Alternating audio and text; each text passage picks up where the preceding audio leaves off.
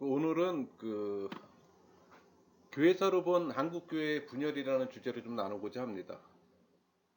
어떤 분에게 천주교와 비교해 개신교는 하나가 되지 못하고 많이 분열됐다는 얘기를 하면서 왜 분열되냐 분열 원인을 묻더라고요. 사실 그걸 답하려면은 한국 교회사 전반적인 걸 다뤄야 되는데 그러긴 폭이 너무 넓어요. 그래서 오늘은 분열에만 좀 초점을 맞추도록 하겠습니다.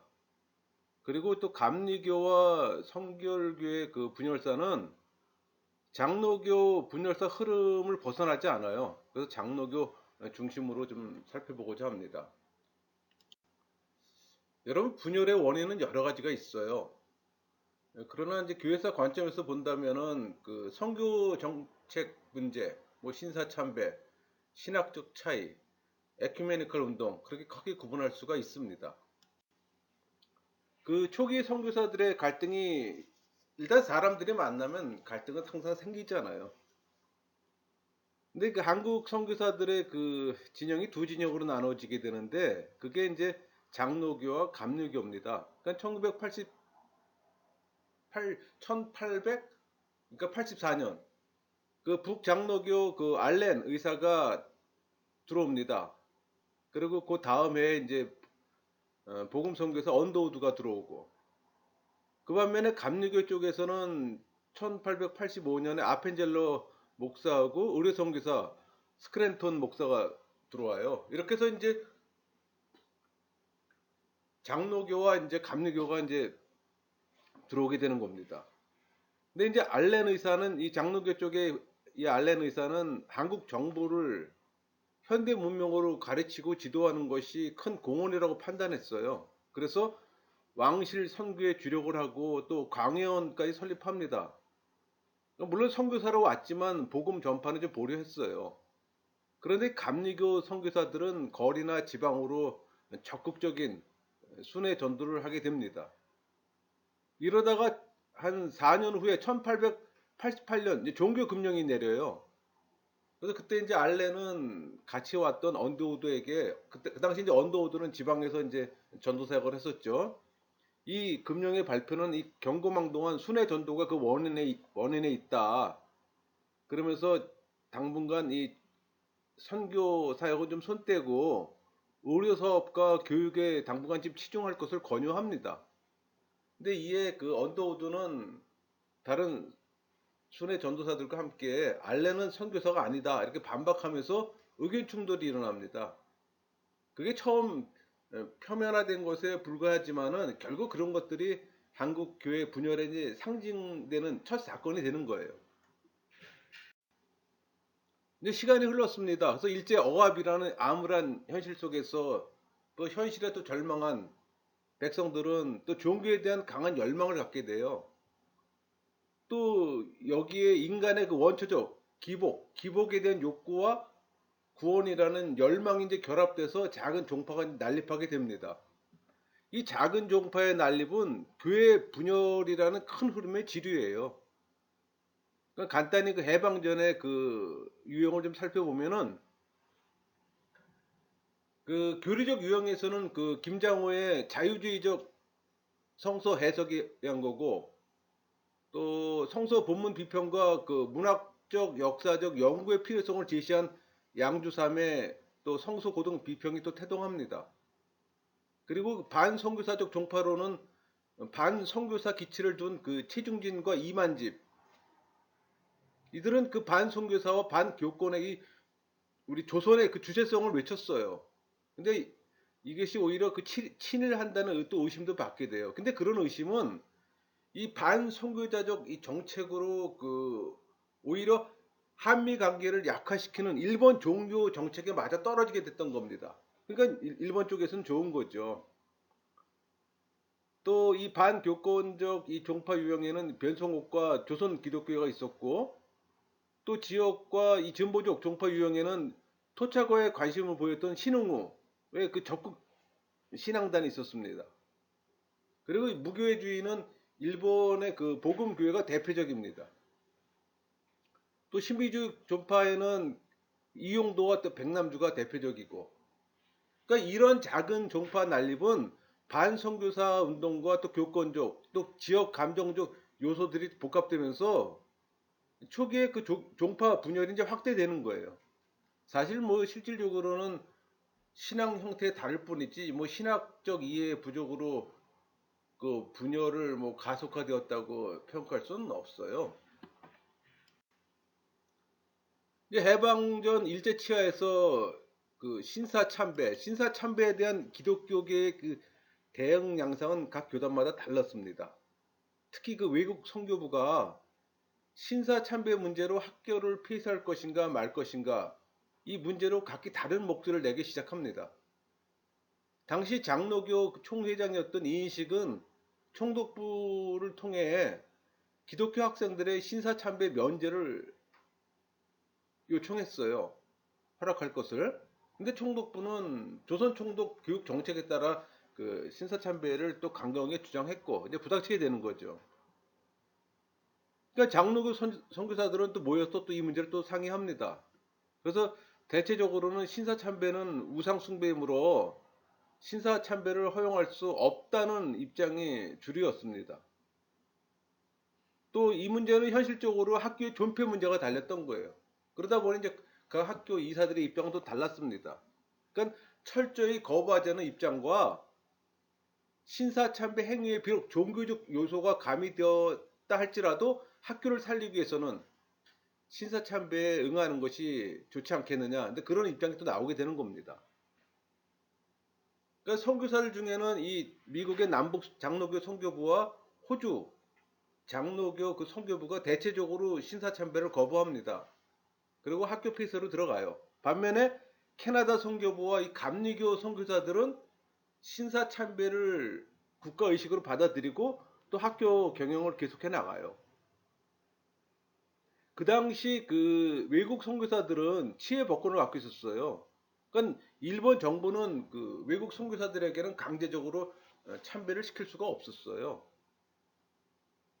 그러니까 선교사들에게 있어서는 신사참배 문제에 대한 대처는 자신의 신앙의 문제라기보다는 학교 폐쇄냐, 학교 유지냐의 문제였을 뿐 그 이상도 아니었어요. 그러니까 선교지 교회인 이 한국 교회는 신사참배 문제를 신앙에 대한 중대한 도전으로 파악했는데 사실 선교사들은 그저 그냥 학교 존립 여부로만 이를 파악했던 겁니다. 그러니까 생각의 차이가 많이 났던 거죠. 그러니까 1945년 8월에 해방됐잖아요. 근데 이 신사참배 문제는 중요한 이슈가 됐습니다. 그러니까 장로 교단에서 가장 먼저 갈라져 나간 교단은 그 해방 직후 분열된 고려파였습니다. 그러니까 대부분의 교회가 신사참배를 용인하는 동안 여기 끝까지 반대 옥고를 치렀던 이 부산이나 이 경남 지역의 교회들이 주축으로서 이제 신앙의 순수성을 지키기 위해 또 새로운 교단을 형성한 거예요. 그게 고려파예요. 그러니까 1945년 이제 해방 후 한 달 지나서 9월에 재건 노회가 열렸는데 그때 이제 신사참배했던 사람들에게 자수관을 권합니다. 그러나 기존 교회 인사들과 추록 정부가 마찰이 되는데 이때 10여 명의 기존 교회 목사들은 신사참배는 이미 우리 양심으로 해결한 것이고 지금 해방되었다 해서 죄로 운운하면 좀 비양심적이지 않냐 이렇게 주장을 하는 거예요. 그래서 1946년 12월에 이제 그 48회 노회에서 신사참배가 죄냐 아니냐의 논쟁이 일어난 겁니다. 사실 어떻게 보면 이 문제는 우리 초대교회가 그 로마 탄압에 의한 배교자 문제 그 처리로 인한 교회 분열과 또 일맥상통합니다. 그러니까 해방전 신사참배 문제를 옥고를 치른 성도들은 그 신사참배를 했던 교회를 향해서 또 통해 자복 근신을 요청했어요. 뭐 현실적인 얘기죠. 근데 그 참회의 진실성이 없다는 이유로 또 기존 교회에 대한 또 반발 정제가 또 계속 잇따릅니다. 당연한 거 아니겠어요? 어떤 이는 신사참배에서 조용히 넘어갔는데 신사참배 받아들이지 않았던 사람들은 감옥에서 옥고를 치러했잖아요. 근데 옥고를 치르고 나온 그분들이 신사참배에 참여했던 사람들에게 좋은 모습으로 넘어갈까요? 그렇지는 않을 겁니다. 상당한 비평도 있을 것이고 여러 가지 이제 정제가 있었겠죠. 근데 이렇게 해서 이북 출신 재건파와 복구파 교회가 세워지는 겁니다. 남한에서는 이 박유선 목사의 그 부산 고려 신학교가 세워지면서 세칭 그 고신파 장로교의 분열이 이제 표면화되기 시작하는 거예요. 이런 공방 과정에서 상대방을 막 공산당으로 중상모략하는 이런 사태가 발생되고, 또 1951년 장로교회는 총회의 속해서 고신파를 또 정식 단죄하고, 또 고신파는 그 나름대로 총회를 향해 용공으로 몰고, 그러니까 신사 참배 문제를 끝내 저항했던 고신파는 자기들을 한국교회 정통으로 이제 자처하게 된 겁니다.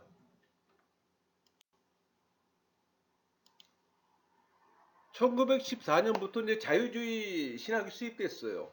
이 자유주의는 그 인간 이성의 비중을 두고 성경 고등 비평 해석이 일어납니다. 그래서 1930년 감리교에서는 이 알미니안 사상을 수용해요. 또 김용주 목사 같은 사람은 창세기의 모세 저작을 또 부인하고, 그러나 한국 개신교는 신학 사상과 신앙적 태도에서는 보수적 입장을 지켜왔어요. 그러니까 이는 한국의 그 기독교를 전래시킨 선교사들의 신학적 입장에 또 기인합니다. 또 한국교회 지도자들, 당시 이제 장로교죠. 이 장로교 지도자들이 또 세계적인 여러 신학의 조류에 접할 기회가 적었었기 때문에 어떻게 보면 그 보수적인 부분을 또 유지했던 것도 그런 이유가 아닌가 하는 생각도 해봐요. 근데 1930년대부터 한국 신학을 대표해온 박형룡 박사는 미국 유학 시절에도 근대 보수 신학의 대표적인 그 당시 프리스턴 메이천 교수에게 사사를 한 신학자입니다. 귀국하고 나서 한국 신학의 개혁 그 어떤 개척자로서 한국 신학을 어떤 한 방향으로 고착시키는 중심이 되곤 했습니다. 근데 사실 여러분, 이 박형룡 박사가 프린스턴에서 신학 공부를 했지만은 그 당시만 해도 이 프린스턴은 상당히 보수적인 신학교였어요. 그러나 지금은 이제 거의 자유주의 신학교로 봐도 무방합니다. 그러니까 지금하고 그때하고는 상당히 많은 차이가 있었죠. 그때 이제 한국에 진출한 몇몇 그 개신교파들, 그러니까 이 중에는 이제 캐나다 장로교도 포함됩니다. 근데 이 사람들의 그 신학적 입장은 자유로웠어요. 또 그 선교사 밑에서 훈련받았던 한국 지도자들도 당연히 또 그 영향을 받게 될 것이고, 이미 1940년대 이후 한국에 새로운 신학 사조가 도입되는데 그 주체가 이제 김대중 박사예요. 그러니까 유학을 마치고 귀국해서 이제 활동하면서 어떤 신학적 갈등이 이제 엿보이기 시작했던 겁니다.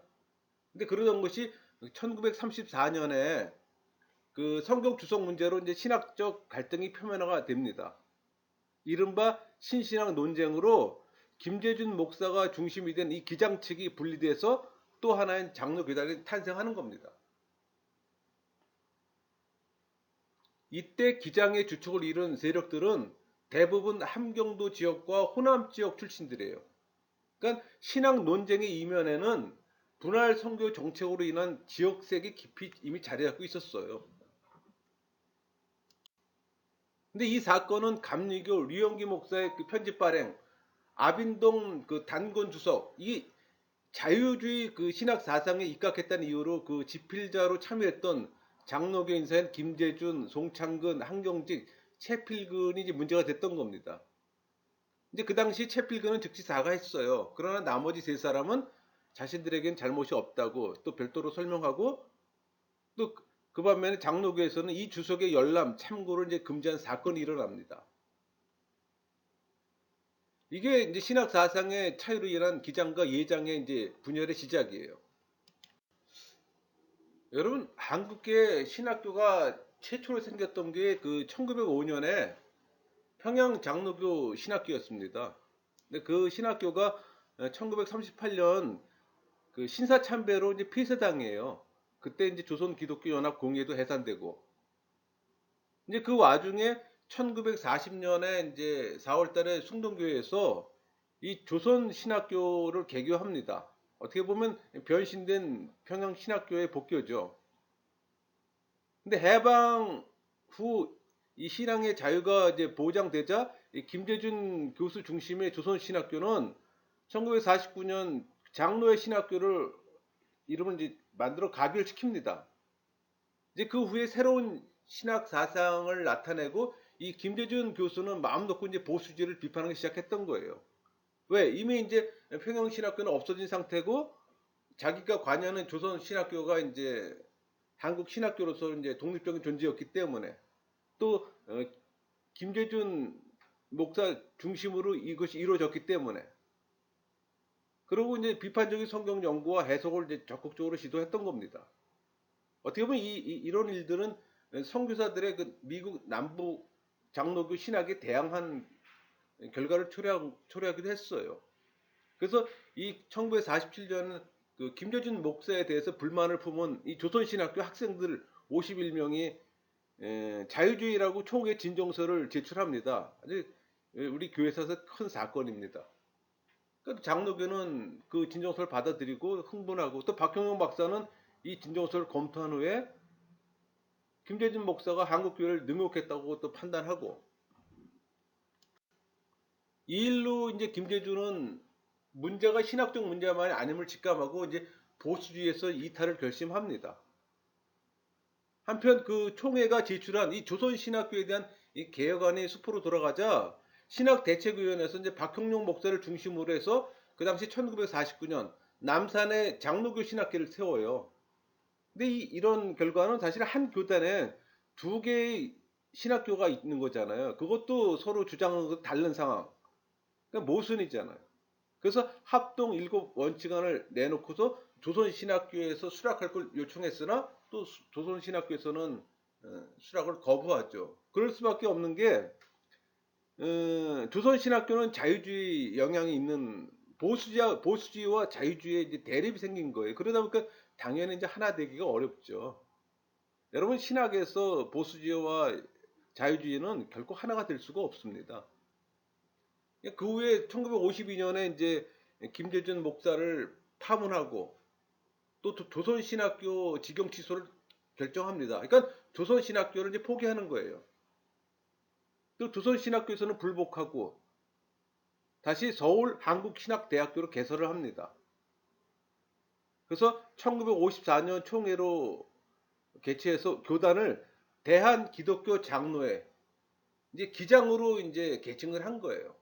그러니까 예장과 기장으로 이제 완전 분리가 되는 거죠. 그러고서 나서 이제 전쟁 후 그 일체의 목소리가 높아지고 있을 때 장로교에서 그 세 번째 분열이 1959년에 일어납니다. 이 분열이 그 에큐메니칼 운동으로 인한 분열, 뭐 통합과 합동 측의 분열이라고 보통 얘기해요. 그러니까 44 총회에서 경기노예 총대권 문제로 이제 장로교의 분열은 가장 큰 교단으로 큰 교단인 만큼 이제 분열의 아픔이 컸던 겁니다. 그러니까 자유주의적 신학 사상을 대두로 인한 그 복음주의 연합회 NA죠. 거기와 세계교회 협의회 WCC 이 대립이 일어나는 거예요. 이걸로 인한 분열이에요, 이제. 그러니까 복음주의 연합회는 그 개인 구원의 완성을 강조한 단체입니다. 이 복음주의 연합회는 보수 신앙과 신앙의 순수성을 주장한다면 WCC는 구령보다는 사회 참여에 더 치중했어요. 그래서 이 복음주의 연합회 쪽에서는 WCC를 용공이라고 해서 탈퇴할 것을 또 주장합니다. 그러니까 44차 그 총회에서 이 거듭되는 혼란 속에서 이제 대전에서 서울에 올라왔던 총대들이 숭동교에서 그 1959년 그러니까 합동 총회를 결성합니다.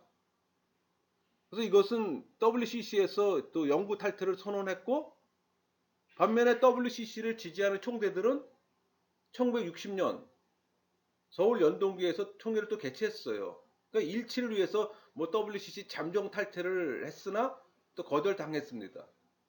또 이때 그 박형룡 박사의 그 신학기금 잘못 운영의 문제로 양측 간의 대립도 그 분열의 원인으로 또 작용했을 겁니다.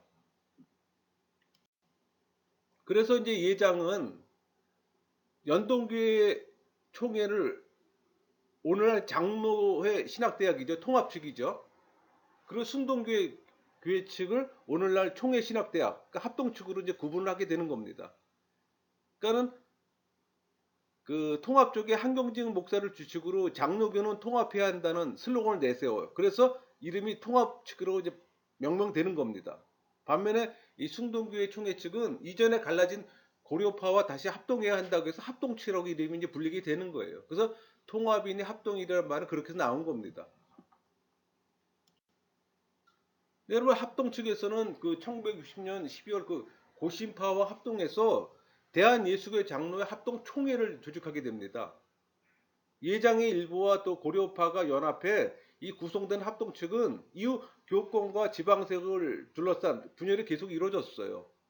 그러니까 먼저 갈라져 나갔다가 돌아온 고려파가 고려신학교의 어떤 인정 문제를 놓고 다시 또 교단을 이탈합니다. 그러니까 본래의 고려파로 환원을 하는 거예요. 이것이 오늘날 이제 고신측이 되는 겁니다. 이 고신측을 환원파라고 부르는 이유는 바로 여기에 있어요. 사실 교회 분열은 자기 신앙 노선을 내세우려는 주도권의 싸움이기도 합니다. 때로는 신학보다는 그 방법론 때문에 또 다수의 분열을 보여주는 또 오점을 낳기도 해요.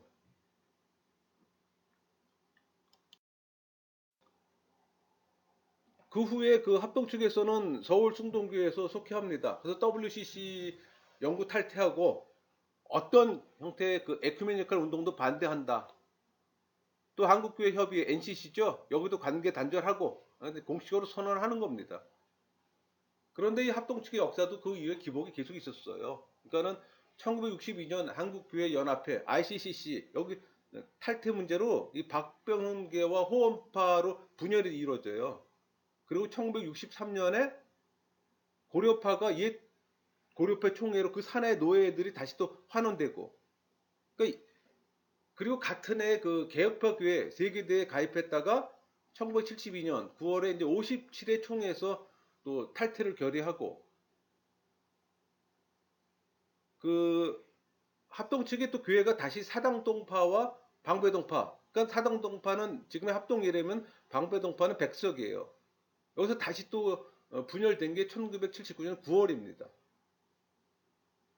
그러나 이런 그 교파들의 분립과 이 조직 과정을 정확히 말하기는 좀 어려워요. 뭐 계보상 뚜렷한 어떤 파생 경로 없이 단독 생성된 장로교 교파들도 또 많이 있잖아요.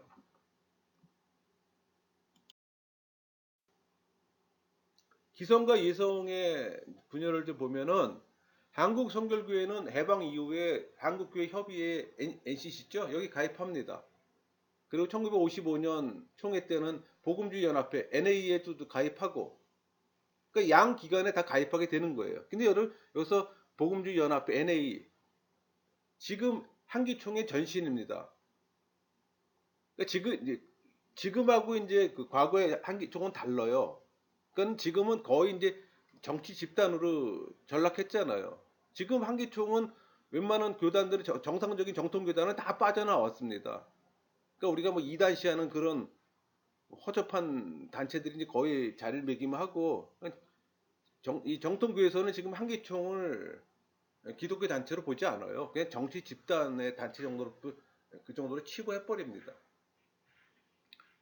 또 이로 인해서 그 양측 주장의 이념 논쟁과 또 상대방 공격의 양상으로 또 심각성이 드러나 분쟁의 도화선이 이제 되는 겁니다. 그러니까 양 기관의 탈퇴 문제를 가지고 또 총회에서 격론을 벌이다가 뭐 1년 또 유보안을 또 통과시키고 그 다음에 16회 총회에서 재론해서 다시 부결되자 이 탈퇴를 주장했던 인사들이 회의에서 퇴장해 버려요. 그리고 나가서 1961년에 복음 진리 수호 동지회를 조직합니다. 그러니까 이런 사태가 전개되자 총회에서는 분열되면서까지 뭐 연합 기관에 가입할 필요가 있겠느냐. 그래서 임시총회를 열어서 두 기관의 탈퇴를 가결합니다. 근데 보수 측에서는 이를 무시해요. 그러고서 1961년에 부산에서 국제교회 연합회, 그러니까 ICC 있죠. 여기 가입교를 하고 또 1962년에 그 4월에는 자체적으로 총회를 열고 교단 명칭을 예수교 대한 성결교회라고 정했던 겁니다. 그게 예성이에요.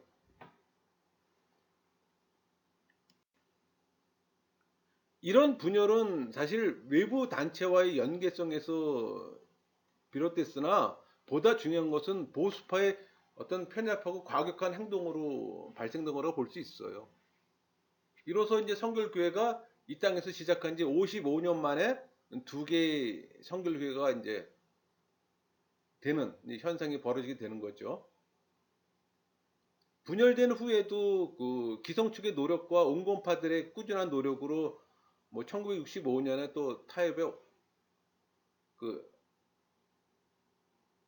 타협이 이제 이루어집니다. 그리고 7월에 이제 이명진 목사 같은 분이 전국 성결교회 신도들에게 합동을 권유하는 또 메시지를 보내요. 그래서 이제 합동운동은 이제 본격적으로 진행이 됐던 겁니다. 그래서 각각 총회를 열고 합동하기로 가결한 후에 1965년 7월에 이제 합동 총회를 열어서 역사적인 합의를 보게 됩니다. 그러나 예성 측의 일부 강경 인사들이 있잖아요. 이 사람도 끝까지 고집을 또 부리게 되는 거예요. 또 잔류하게 되고 결국 73년 6월에 또다시 많은 교회가 예성을 탈퇴하고 이제 기성에 합류하는 거예요. 근데 여러분 이때 그 예성의 190교회 교회 중에서 112교회가 이제 기성에 합류하게 되는 겁니다. 그러면서 이제 시간이 또 흐릅니다. 계속 교회는 분열하고 또 38선과 6.25라는 이 민족사회의 분열이 일어나고 또 화해와 사랑 그리고 통일을 제시해줘야 할 교회는 재구실을 하지 못했어요. 오히려 내분으로 갈기갈기 그냥 분열되는 상황만 전개되고 이런 와중에 이제 이단 사이비가 등장하는 겁니다. 이런 혼란기와 이 정서적 불안의 틈을 타고 그때 나오는 것들이 뭐 종파적 부흥의 적, 뭐 천년왕국 메시지 이런 메시지들이 나오는 거예요. 종말론.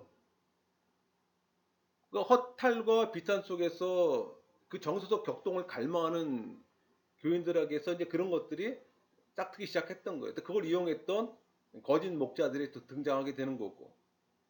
대표적인 게 그 박태선 장로의 전도관이잖아요. 그 환상적 신학 공동체의 천년성, 또 문선명의 통일교, 또 기타 수도원 형식이 헤아릴 수 없는 그 어떤 그 부흥적 열망의 신앙이 이제 또 자리매김하면서 또 그건 아직도 지금도 계속 지속되고 있잖아요.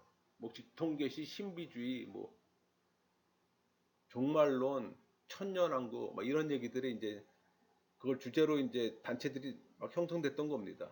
한마디로 종교 장사꾼들이 등장하게 되는 겁니다. 여러분 한국교회 분열의 배경을 보면은 이 지역적 특성이 차지하는 그 비중이 커요.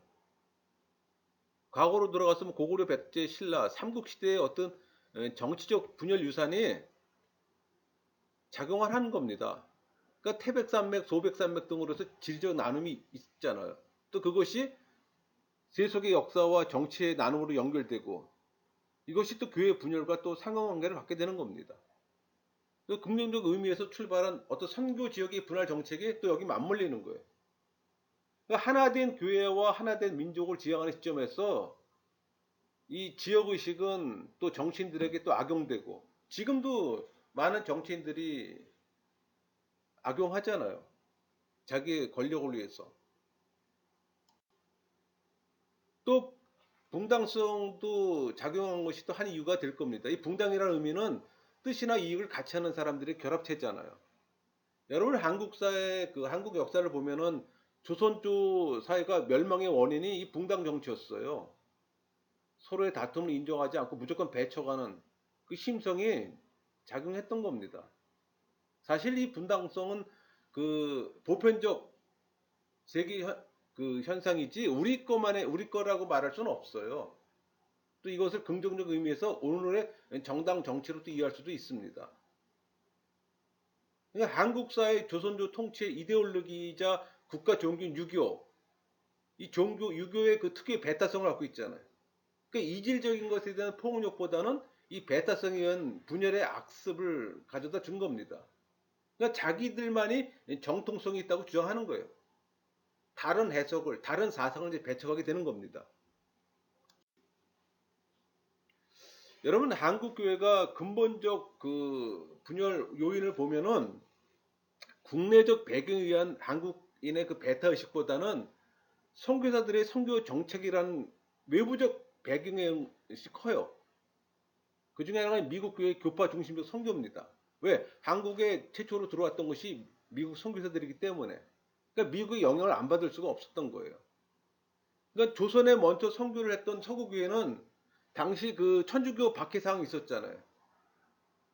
그러니까 서구 열강에 대한 이 단호한 세국 정책 때문에 지속적으로 적극적으로 선교 활동을 할 수가 없었어요. 그러니까 한국 선교는 실패를 했던 거죠. 그 나라의 열강의 입장에서 볼 때는. 그러다가 1882년 한미수 통상이 맺어지면서 문호가 개방되는 겁니다. 이때 이제 미국 내 선교사 부흥 운동이 있었던 그 상황에서 미국 선교부는 이제 한국 선교를 결정하고 또 한국 기독교 선교 역사의 첫 장을 찬란하게 장식할 선교사들이 미국 사람으로서 이제 들어오게 되는 겁니다. 근데 여러분 이 미국이라는 나라는 원래 교파적 신앙 공동체의 이주에서 형성된 국가잖아요. 그러니까 교파적 형태의 기독교로 발전한 대표적인 국가입니다. 이런 교파적 교회는 하나의 교리로서의 보편성에 대한 이해와 어떤 교회의 그 교구적 일체에 대한 관념이 희박해요. 당연히 한국교회가 그 분열의 영향을 받을 수밖에 없죠. 다시 말해 한국교회는 미국 각 교파들의 선교운동에 의해서 복음이 전파됐기 때문에 한국교회는 처음부터 여러 교파로 나누어졌던 이 미국 상황에 따라서 한국교회도 분열될 수밖에 없는 그런 상관성을 지니고 있었던 겁니다. 선교지 분할 정책을 얘기하면은 한국에서 활동하던 여러 교파 이제 젊은 선교사들이 있었을 거 아니에요. 이들의 경험이 미숙했어요. 또 여러 가지 어려운 문제로 어려워했고 또 그 대안을 모색해야 되잖아요. 그런 와중에 그 모색의 일환으로 1890년 중국 지부에서 선교 활동하던 존 네비오스 목사를 초빙합니다. 이제 자문을 구하는 거죠. 그러니까 존 네비오스는 독립 자존적인 토착 교회 수립을 목표로 본토 전도인 애들에게 그 드는 이 경제적 지출을 최대한 줄여서 선교비를 본토 교인들이 스스로 부담하는 선교 방법을 내세웠던 거예요. 이게 네비우스 플랜입니다. 그러니까 이 원칙을 한국교회에 적용할 가능성을 모색했던 거예요. 그래서 1893년에 장로의 정치를 쓰는 그 미센 공회에서 내세운 선교 지역의 분할 정책입니다. 이것은 선교 기간이 여럿이기 때문에 노력을 중복하거나 필요 없는 경쟁을 하지 않도록 연합적으로 분할하는 프로그램이에요. 연합해서 피차 협조하려면 하는 일과 지역을 분할할 때가 있잖아요. 이렇게 해서 분할이 이루어지는데 1909년에 그 미국 장로교는 평안남북도, 황해도, 경상남도를 담당하게 됩니다. 미국 남장로교는 전라도와 충청도, 호주 장로교는 경상남도, 또 남감리교는 강원도 3분의 2 정도, 해주, 원산 지역, 이남 지역, 그 다음에 북감리교는 평북, 강원도의 3분의 1. 아까 3분의 2는 남감리교 맞는다 그랬잖아요. 그리고 이제 캐나다 선교회는 함경도를 분할하게 되는 거예요. 그러니까 한국이라는 좁은 땅에 효과적인 선교를 위한 이 배경에서 이루어진 이 정책은 교파 단위 선교로 생긴 이 분열의 잠재적 가능성에 가세하는 결과가 초래가 된 겁니다. 그래서 그때 고려파는 해방 이후 호주 장로교 선교 지역이었던 경남 지역을 중심으로 형성되었고 또 1952년에 기장이 분립됐잖아요. 그러니까 이 교단에 참석한 인사들은 대부분 함경도 인사들과 함경도 지역은 또 캐나다 그 장로교 선교부 지역이었잖아요. 그래서 1960년에 그러니까 1959년 60년이죠. 합동과 통합의 이제 분열이 남북 장로교 선교 지역과도 관련이 있어요. 그러니까 이같이 분할된 이 선교 지역은 각 교파 선교부의 영향이 있었고 또 시간이 지남에 따라 그 지역적 특성과 또 결부돼서 또 교회의 일치가 또 어려워지는 거예요. 이런 밑그림이 있기 때문에 한국 교회의 분열은 어쩔 수가 없는 현실적인 문제로 이제 등장하게 되는 겁니다. 여러분, 그 신학적 차이도 중요하게 작용합니다. 그 한국 교회는 1930년대까지는 신학적인 문제에 있어서는 선교사들의 그 보수주의 신학의 입장에 있었어요. 그러다 이제 그러던 것이 1930년을 지나면서 이 한국인의 신학적 구분이 시작되는 겁니다. 그 당시에는 이런 개념이 없었어요. 그냥 오로지 보수주의 신학 하나만 매진했었는데 이게 이제 갈라지기 시작하는 거예요. 그러면서 이 보수주의 신앙이 이제 공격받기 시작합니다. 공격의 주체는 이제 자유주의가 되는 거죠. 그러니까 이 시기에 성경관이나 신학적 견해에 분명한 차이가 나타나는데 거기는 동기와 영향들이 있어요. 그러니까 하나는 한국인으로서 일본이나 미국 등지에서 유학한 인사 중에 자유주의 신학을 연구한 사람들, 그 사람들에 의해서 그 신학의 영향을 받는 인사가 한국에 들어오는 거예요. 또 그들이 와서 책을 쓰고 또 신학 활동을 하게 되는 겁니다. 또 하나는 미국 교회의 신학적 논쟁과 그 여파라고 할 수가 있어요. 그러니까는 미국 북장로교회 프린스턴 신학교의 그 자유주의적 신학 경향은 성교의 그 상관관계를 볼 때 한국에 영향을 끼치지 않을 수가 없습니다. 왜? 거기서 공부하고 온 사람들이 성교 활동을 하니 당연히 영향을 받을 수밖에 없죠. 그래서 그건 지금도 그 영향이 그대로 지속돼 갖고서 지금도 통합 쪽 목사들은 프린스턴이나 필로에서 수학을 해요. 반면에 합동 측, 총시 쪽이죠. 합동 측 목사들은 웨스트민스터나 칼빈 신학교에서 수학을 합니다. 그러니까는 통합과 합동, 그러니까 합동이 보수적이라면은 그 통합은 진보적이겠죠. 그러니까 그들의 신학적인 차이가 굉장히 커요. 그런 차이가 지금 이 땅 가운데 이루어지고 있는 거예요. 장로교 안에서도 가장 큰 두 개의 교단이 그런 신학적인 차이가 있습니다. 정리할게요. 여러분 한국교회는 1세기도 안 되는 짧은 역사 속에서 세계 교회가 놀랄 정도로 엄청난 성장을 했습니다. 그러나 하나됨을 이루지 못한 분열의 역사였어요.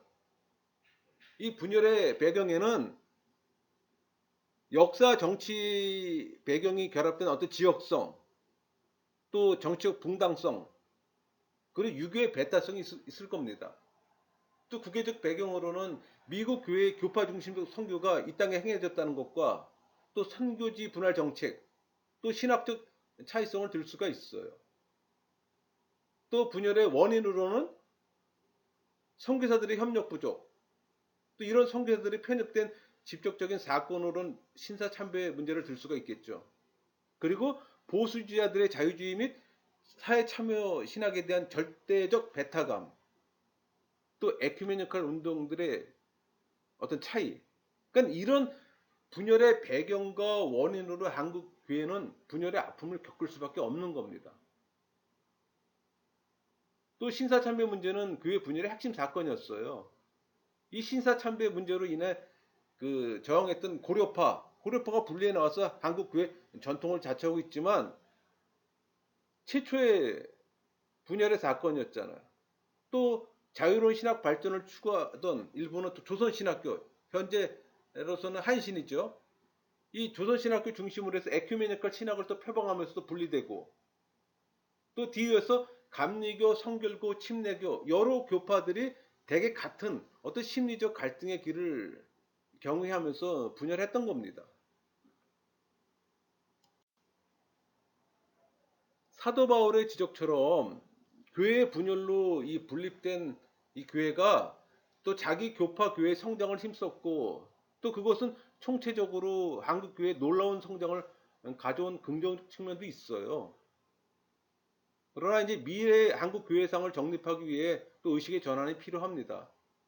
여러분, 교회의 통일성은 다양성 속의 통일성이 되어야 되는 거예요. 교회의 통일성이 다양성이 없는 획일적인 것이라면 그건 로마 카톨릭 교회가 되는 겁니다. 결코 바람직하지 않죠. 여러분 영적 암흑기의 로마 카톨릭 역사를 조금이라도 공부했던 사람이면은 원치 않을 겁니다. 교회의 통일 작업은 앞으로도 계속 어려울 거예요.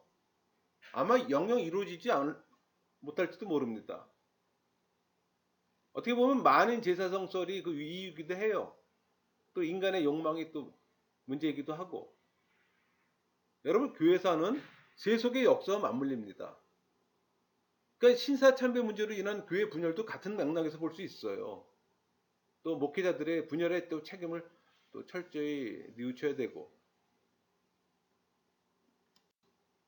에베소 말씀으로 마무리할게요. 에베소 2장 14절, 그는 우리의 화평이신지라 둘로 하나를 만드사 원수된 것 곧 중간에 막힌 담을 자기 육체로 하시고. 에베소 4장 13절, 우리가 다 하나님의 아들을 믿는 것과 아는 것에 하나가 되어 온전한 사람을 이루어 그리스도의 장성한 분량이 충만한 데까지 이르리니. 마치겠습니다.